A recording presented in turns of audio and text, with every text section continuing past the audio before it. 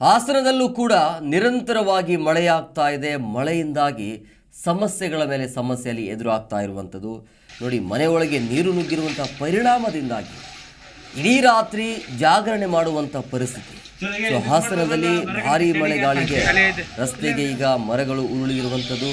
Housing board, Kuvempu Nagar, KR ಪುರಂನಲ್ಲಿ ಬೃಹತ್ ಮರಗಳು ಗರಶಾಯಿ ಆಗಿರುವಂಥದ್ದು.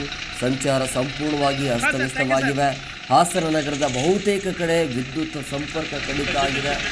ರಸ್ತೆ ಸಂಪರ್ಕವೂ ಕೂಡ ಕಡಿತ ಆಗಿರುವಂಥದ್ದು. ವಾಹನ ಸವಾರರು ಪರದಾಡುವಂಥ ಪರಿಸ್ಥಿತಿ. ಕಳೆದ 2-3 ದಿನಗಳಿಂದ ಅಲ್ಲಿ ನಿರಂತರವಾಗಿ ಮಳೆಯಾಗ್ತಾ ಇದೆ. ಈ ಮಳೆಯಿಂದಾಗಿ ಅವಾಂತರಗಳು ಯಾವ ರೀತಿಯಾಗಿ ಇದೆ ಅಂತಂದರೆ, ಮನೆಯೊಳಗೆ ನೀರು ನುಗ್ಗಿದೆ. ಮನೆಯಲ್ಲಿರುವಂತಹ ಎಲ್ಲ ವಸ್ತುಗಳು ನೀರು ಪಾಲಾಗಿರುವಂಥದ್ದು. ಇಡೀ ರಾತ್ರಿ ಜಾಗರಣೆ ಮಾಡುವಂಥ ಪರಿಸ್ಥಿತಿ. ಬೆಳಗ್ಗೆ ಎದ್ದ ತಕ್ಷಣ ಮನೆಯೊಳಗೆ ಇರುವಂಥ ನೀರನ್ನು ಹೊರಗೆ ಹಾಕುವಂಥ ಪ್ರಯತ್ನವನ್ನು ಮನೆಯವರು ಮಾಡುವಂಥ ಪರಿಸ್ಥಿತಿ ನಿರ್ಮಾಣ ಆಗಿದೆ.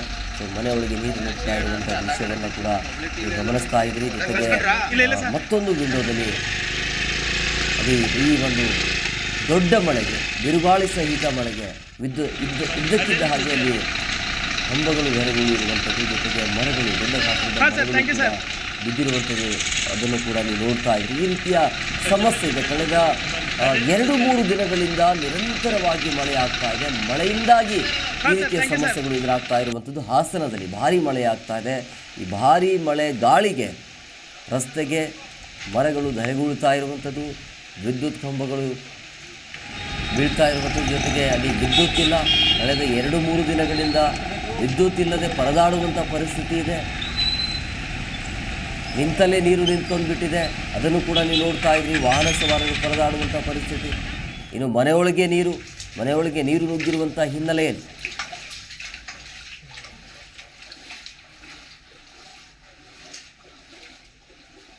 ಸೊ ಈ ರೀತಿಯ ಸಮಸ್ಯೆ ಇರುವಂಥದ್ದು. ಅಂದರೆ ಇನ್ನೂ 2-3 ದಿನಗಳ ಕಾಲ ಮಳೆ ಇದೆ. ಇದು ಮುಂಗಾರು ಆರಂಭ ಆಗಿಲ್ಲ. ಇನ್ನು ಮುಂಗಾರು ಪೂರ್ವದಲ್ಲಿ ಈ ರೀತಿಯ ಮಳೆಯ ಸಮಸ್ಯೆ ಇದೆ.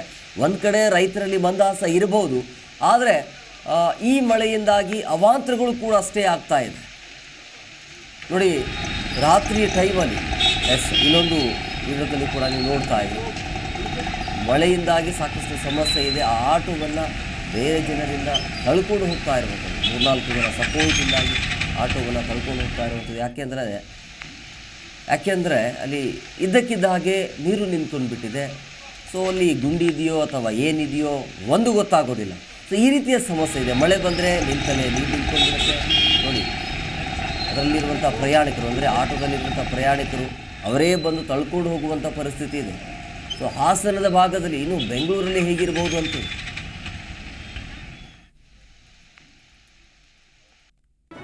ಜಿ ಕನ್ನಡ ನ್ಯೂಸ್ ಈಗ ನಿಮ್ಮ ಮನೆಯಲ್ಲೇ ನೋಡಿ.